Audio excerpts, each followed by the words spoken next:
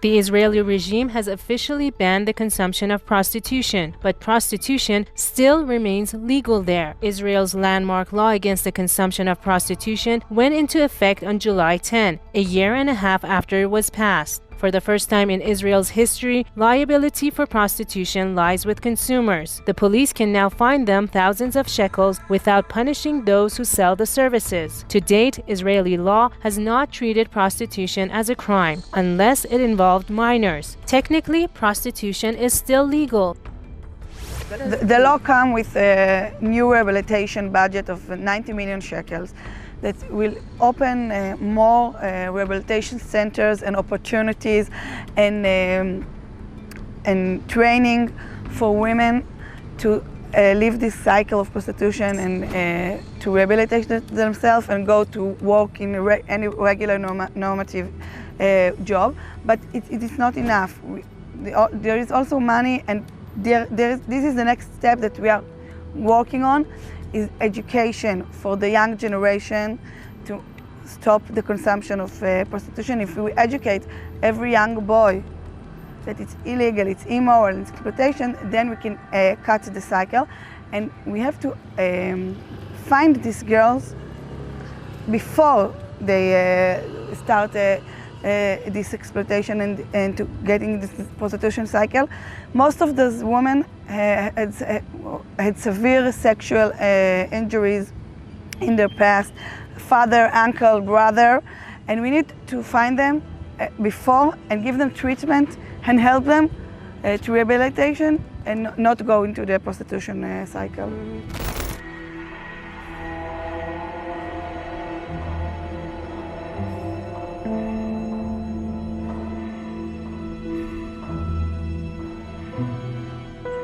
Activities surrounding prostitution were illegal. The actual consumers were never charged. However, prostitutes themselves can still operate and there is no trouble for them. The law also determines that in the event of multiple infringements, people hiring prostitutes could face criminal prosecution and that the fines would increase to tens of thousands of Israeli shekels. And furthermore, it's about money. We need to Most of the women are still in prostitution because they need money, because they have debts in the black markets, and here the states Israel needs to find a way to help these women to close their debts to all of the people that they loan money from them, to help them to start a clean break, a clean start.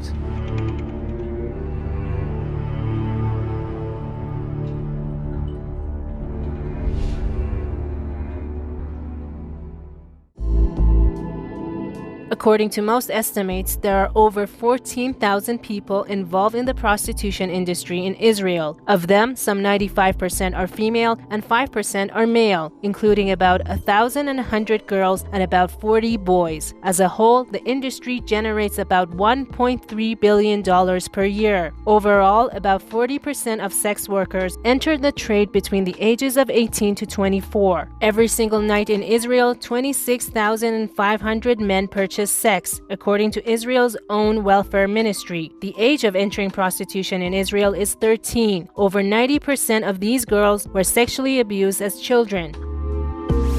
I think that when women go to be a prostitute and she understands that the country don't care if somebody rape her, if somebody use violence against her, if somebody make her to be a slut, all that criminal, very criminal act, very criminal behavior, all this, it's okay.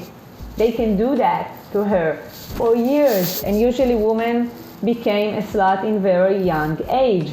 So all that, it's okay, but to come to prostitution, to use the prostitution and give her money for that behavior, this is wrong. And what's gonna happen? Gonna happen that all the criminal people that use women just gonna take them underground, and it's just make a very long space between us, the country, to between that woman. And the way to help woman in that situation going to be very far away.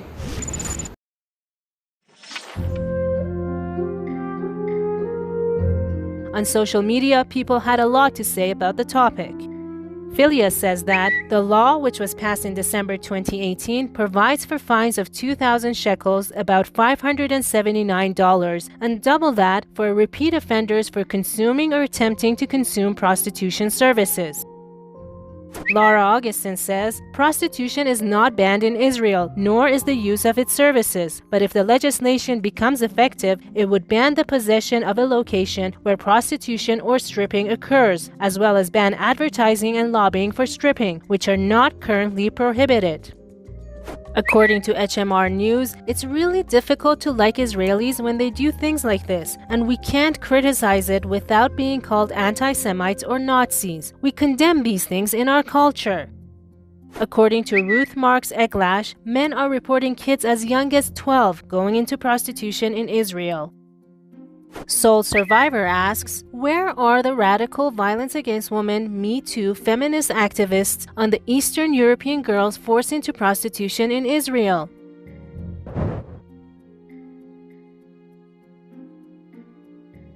That's what a lot of women say so. Some of them say that they will have to work in the black market. Well, till today, they didn't force them to work in the black market. Until today, the police didn't force the law on those prostitutions and on their clients. So today, we have the law, but nobody forces it.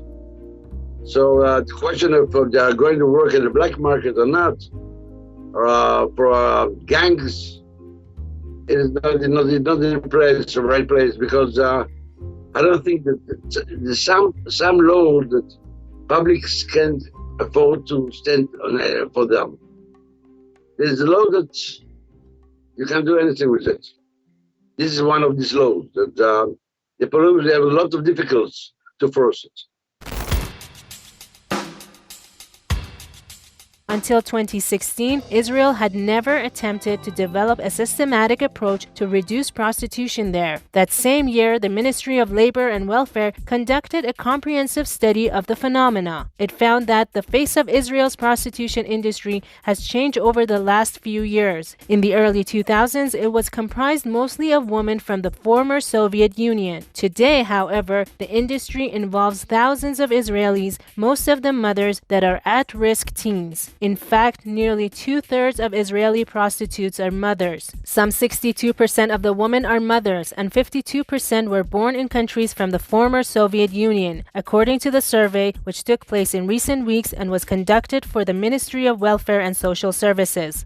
Another 11% are minors. 20% of the women have an academic degree. The ones with academic degrees choose to sell sex because they cannot find a job elsewhere due to the harsh economic situations and decades of limited opportunities.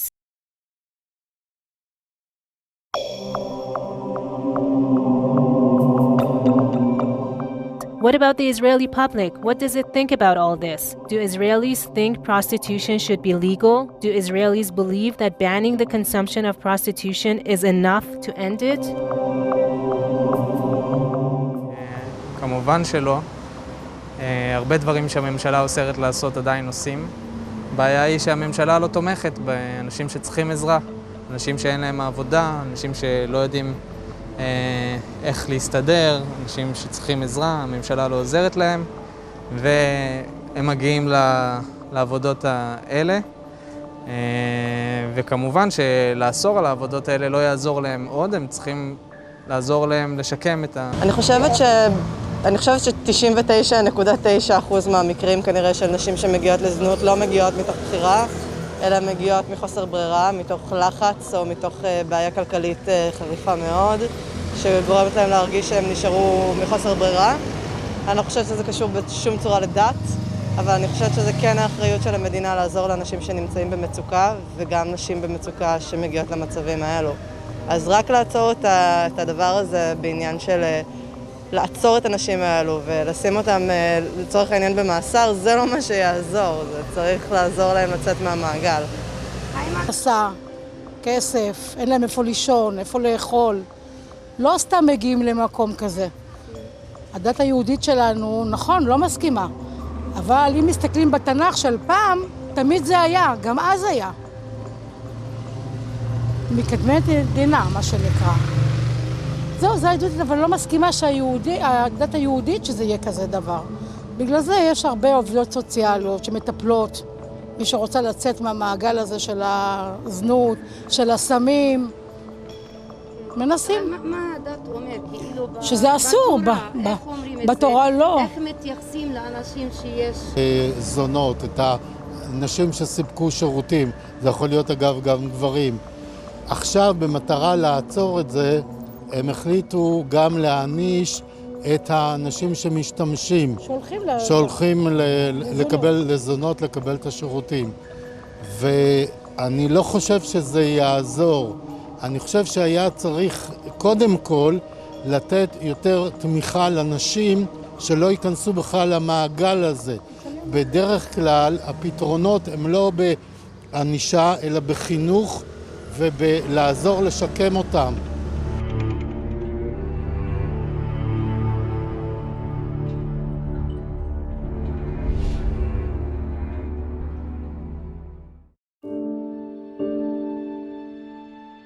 %40 of the women had been working as prostitutes for between 5 and 15 years, and 12% had been working for more than 16 years. The report concluded that economic distress is the main reason women turn to prostitution. It is also the reason so many women have a hard time breaking free from it. Back in 2018, the Israeli Knesset or parliament passed a bill that punishes those caught hiring sex workers. The bill came after a decade of legal back and forth in parliament. Why do Israeli women complain of lack of welfare from authorities? When you have an open vein and you want to put a bandage, this is exactly the example for that law.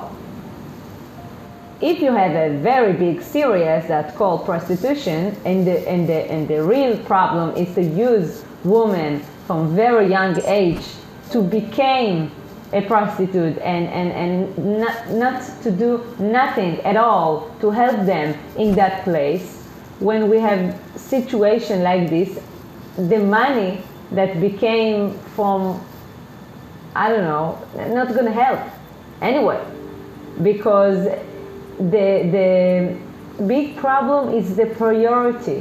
Israel have a different priority, and Israel put the woman in that position, poor women that suffer from violence, and women in prostitute. All that very hard situation that women stay in, Israel don't have money for that all the time. Israel don't have money to pay to police officer to stop crime that happen to very kind of this very specific woman. So we speak about thousands and thousands that in Israel is a very small country. So it's not a problem, it's a problem that starts in the bad priority of the government that Israel.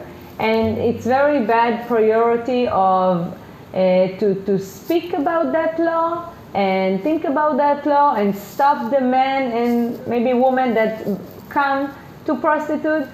This is not the problem. This is the result. This is not the problem. This is the result that people go to prostitute. If you want to stop the prostitute, you're supposed to use a criminal hard law that say that you cannot use women. You cannot bring them to the situation and make them to be a slut. This is the problem. And if Israel don't do something to change that, it's not going to help. Not the new law and not more laws that maybe became or will become.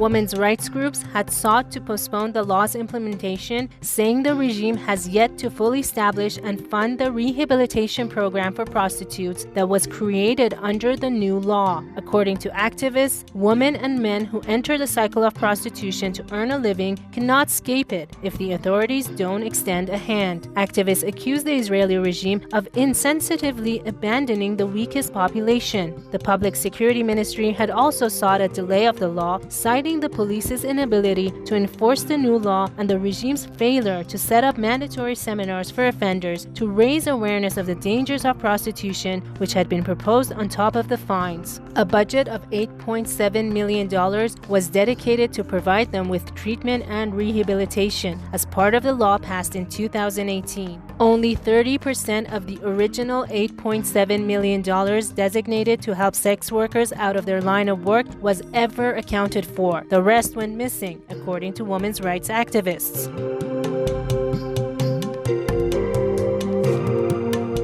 Also, activists claim that $8.7 million to save over 14,000 sex workers and to battle the underground world that exploits them was from the beginning a joke. And now, with the unprecedented unemployment and an economic crisis not seen in Israel, it makes the law even less realistic.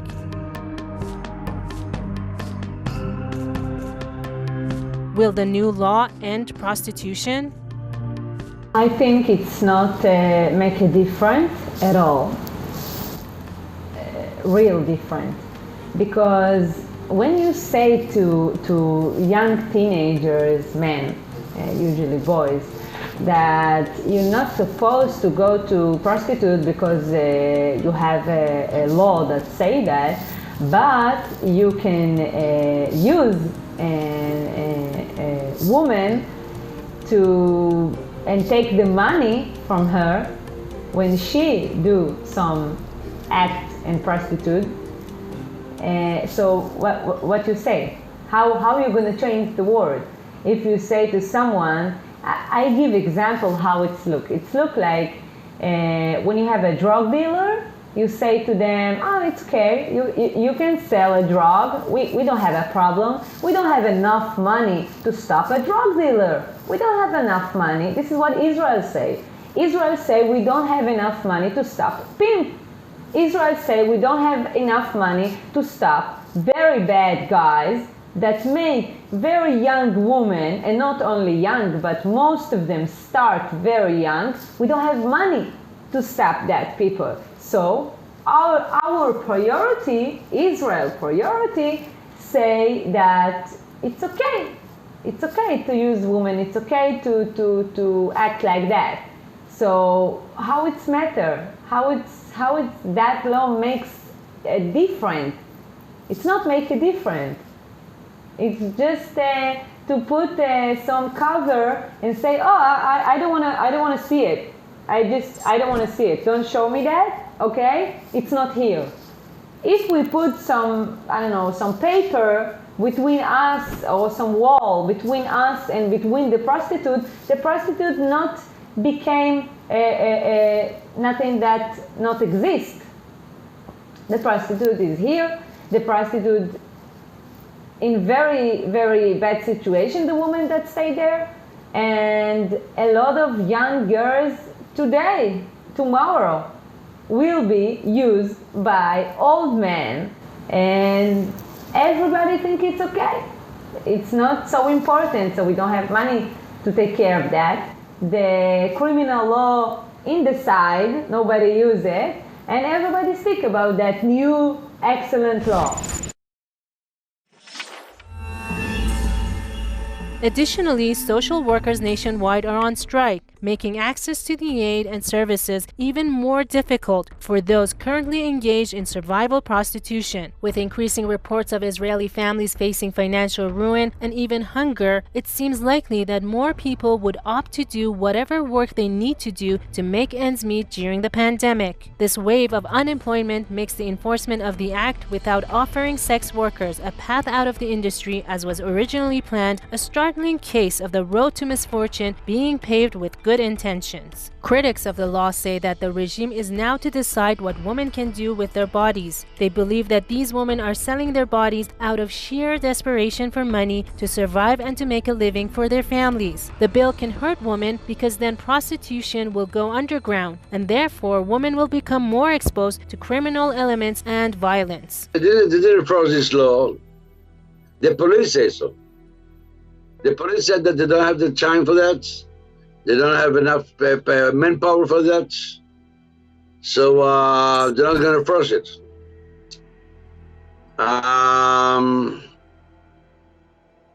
No, it just, this is the truth. The policemen have to, police officers outside have to deal with crimes and a lot of things. They have to do it. And short of men and short of money to put more policemen in the streets to force this law especially. And today, I told you first, the police doesn't force it.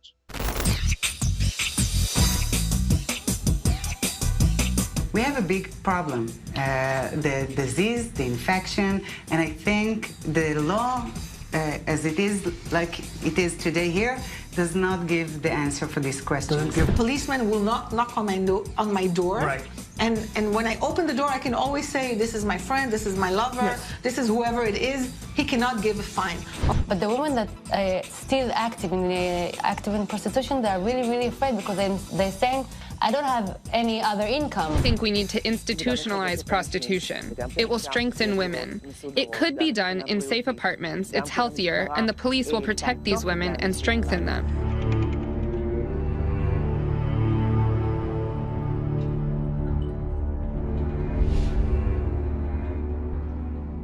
Here are the news making the press in Israel. Haaretz. Local Israeli online retailers rejoice to know that US-based Amazon's Israeli business is hit by coronavirus pandemic. The coronavirus lockdown not only caused more Israelis to shop online, it also caused them to do more of that shopping on local e-commerce sites at the expense of the big international vendors such as Amazon and AliExpress. Such big businesses were allowed by Israeli bureaucracy to do business in Israel despite opposition by local retailers. The Jerusalem Post. Neither Prime Minister Benjamin Netanyahu or his cabinet ally Benny Gantz appeared willing to change their stances in their fight over the regime's budget, setting the stage for another political deadlock. The coalition agreement between Gantz and Netanyahu states explicitly that a 2-year budget must be passed, but Netanyahu is insisting on passing just a 1-year budget, which would give him his last opportunity to topple the current unity cabinet at the end of March, without passing the premiership over to Gantz as agreed. Globes. The U.S. is irked by a new port that Israel just opened up for China in the northern port city of Haifa. In recent weeks, media outlets in Israel and around the world have reported on vigorous United States efforts to loosen the close economic ties between Israel and China as part of the global trade war between the two powers. Matters escalated around the urgent visit of U.S. Secretary of State Mike Pompeo to Israel last month. The visit, it was conjectured, was intended in part to stave off handover of the new port of Haifa to Chinese company Shanghai International Port Group, which will operate the port for a period of 25 years from 2021.